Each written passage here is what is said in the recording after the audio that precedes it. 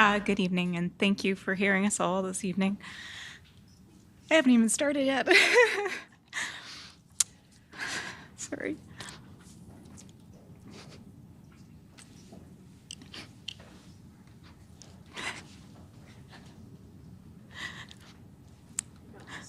Thanks. When I applied to present today, I had the option to submit a letter instead of speaking. I chose to speak, even though it's difficult for me, because not everyone could easily read a letter.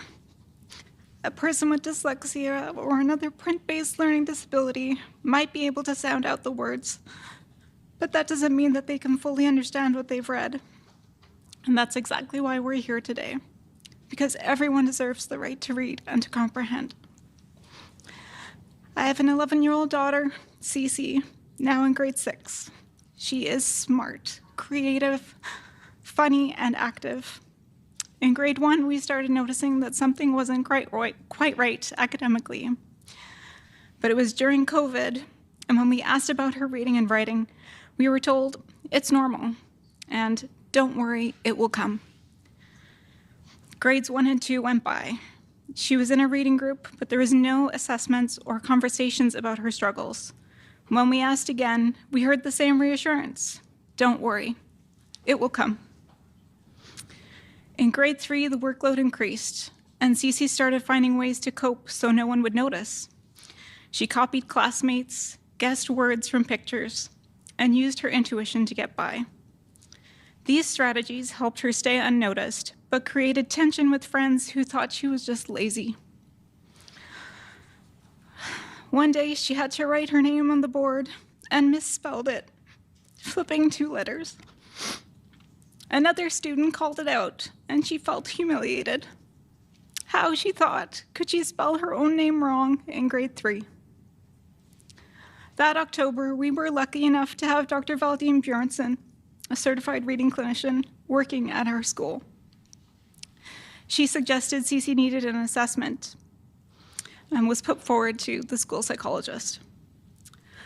But Cece stayed on that assessment list for the rest of grade 3, and it never happened.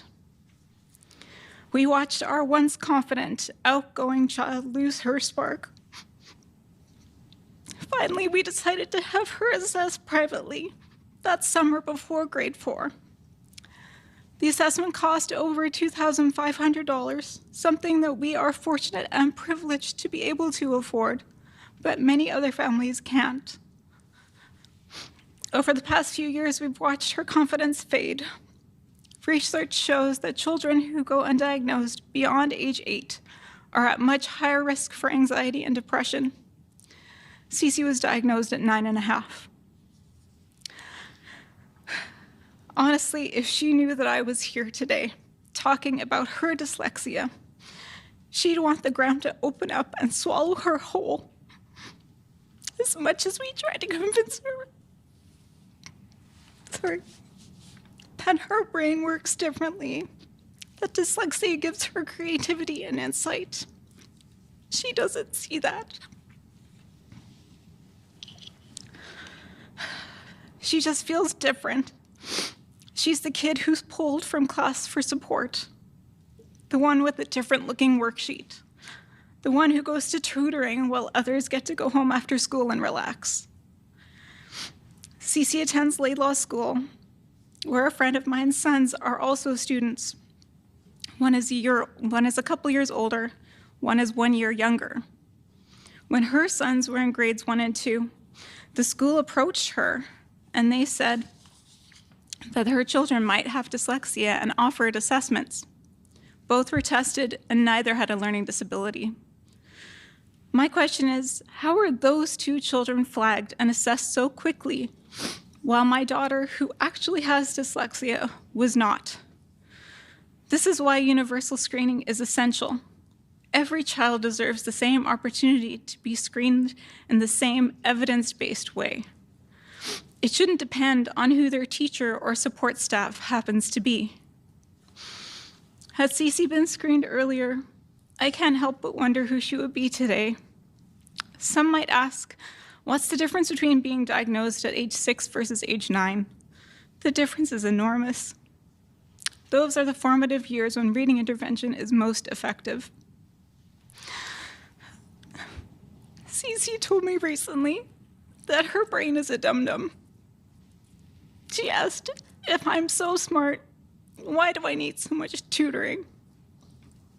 We keep reminding her that her brain is just wired differently, but the late diagnosis has left its mark. The lack of confidence and the constant feeling of being different spill over into every part of her life. She's an incredible violinist, a great soccer player, and a talented artist, but she doesn't see any of that. In her mind, if she's not good at reading, writing, or math, she can't be good at anything else. And watching this kind of self-doubt take hold of your child is heartbreaking. So while it's too late for universal screening to help my child, I'm here to advocate for the ones who are coming after her.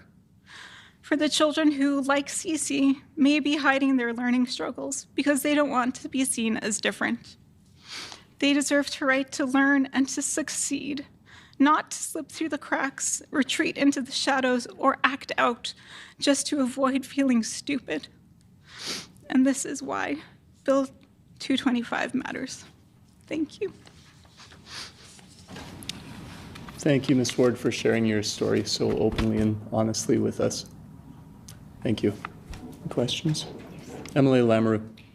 Thank you, Honorable Chairperson, and thank you for your advocacy here this evening. I'm very grateful that you chose to speak this evening and not only submitted a written presentation, but chose to be here in person and show your vulnerability to us. It truly is what's going to allow this legislation to hopefully move forward. It shows the government just how important it is. And my hope is that one day you'll be able to share these transcripts with Cece, and she'll see how incredibly smart and talented and athletic she truly is, and how strong her mom is for going to bat for her. Thank you. Would you like to respond? Thank you for that. Ms. Ward. Emily Cross. Not a question. I just want to thank you for sharing your daughter's story. And I think she's a really lucky girl to have you on her side, and she needs that. And I'm really sorry for what you've gone through. I've seen it as a teacher.